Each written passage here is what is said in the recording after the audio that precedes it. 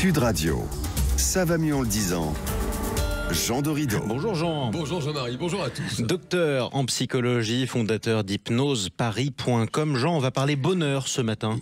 C'est une bonne idée, hein. C'est une bonne ça idée, fait du bien de parler c'est bonheur. Et justement, vous revenez sur les recherches sur le bonheur, des recherches scientifiques qui sont de plus en plus ambitieuses, de plus en plus nombreuses aussi bien en psychologie qu'en économie comportementale. Ce matin, vous nous parlez d'une nouvelle technique de mesure pour le bonheur. Il s'agit de prendre en compte l'épanouissement.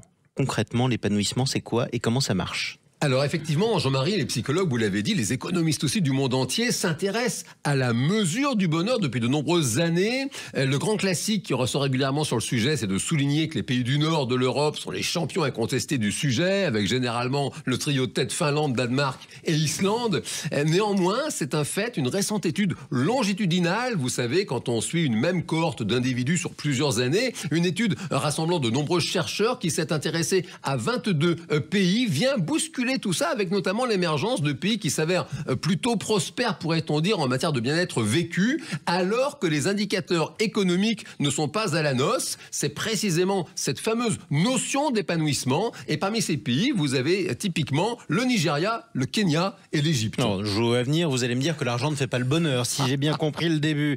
Effectivement, c'est assez nouveau, mais comment on explique l'émergence de ces pays ? Ça vient justement d'une nouvelle façon de le mesurer, le bien-être ou pas ? C'est exactement ça, c'est une nouvelle façon de mesurer tout ça, puisque traditionnellement, les chercheurs mesurent une satisfaction globale de l'existence, avec typiquement l'une des échelles les plus populaires sur le sujet, c'est la fameuse SWLS, Satisfaction with Life Scale, une échelle qui mesure la satisfaction dans la vie. C'est une échelle en 5 questions qui vous demande, par exemple, si vous avez jusqu'à maintenant obtenu les choses importantes pour vous dans la vie, ou si votre vie correspond à vos idéaux.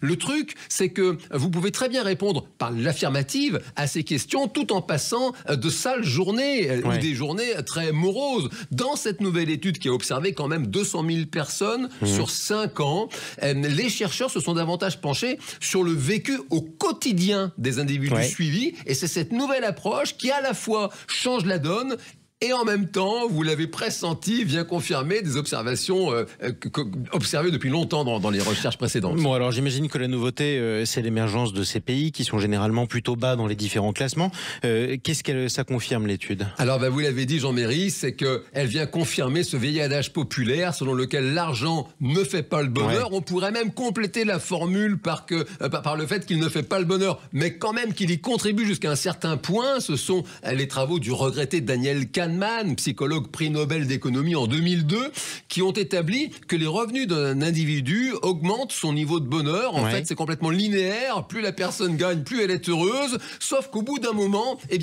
y a une espèce de plateau. Ça ne monte plus. La personne, elle peut bien gagner tout l'argent qu'elle veut. Cela n'améliore pas son niveau de bonheur et de bien-être. Et cette nouvelle étude, elle vient confirmer de façon très claire ce point majeur de la science du bonheur. C'est bien le sentiment de ne pas être seul, d'être entouré, ainsi que le sens qui est donné à l'existence, qui crée le sentiment de bonheur et de bien-être au quotidien. Bon, alors en quoi cette étude dans laquelle ne figure même pas la France, mon cher Jean, je le précise, en quoi cette étude peut nous aider ici ?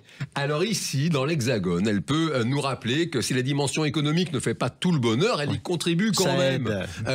Clairement, puisque les fameux travaux de Daniel Kahneman évaluent le plafond de revenus à $75 000 par an. Ça fait quand même plus de $7 000 par mois. C'est hyper au-dessus du revenu moyen des Français. Ça rappelle à quel point cette question est absolument essentielle. L'Observatoire d'ailleurs du bien-être en 2024 rappelle que les difficultés financières sont le facteur numéro 1 de baisse de bien-être ressenti. Cela rappelle également que le sens donné à l'existence, notamment à son travail pour les plus jeunes, c'est absolument essentiel dans le bien-être et même dans la santé mentale. Et puis cela rappelle enfin que l'individualisme à outrance a des conséquences absolument funestes sur le bonheur, et en ces temps où chacun a tendance à avoir le nez collé à son smartphone, ça fait du bien de s'en souvenir. Restons connectés dans la vraie vie et pas sur les écrans. Il a dit smartphone. Qui dit encore smartphone?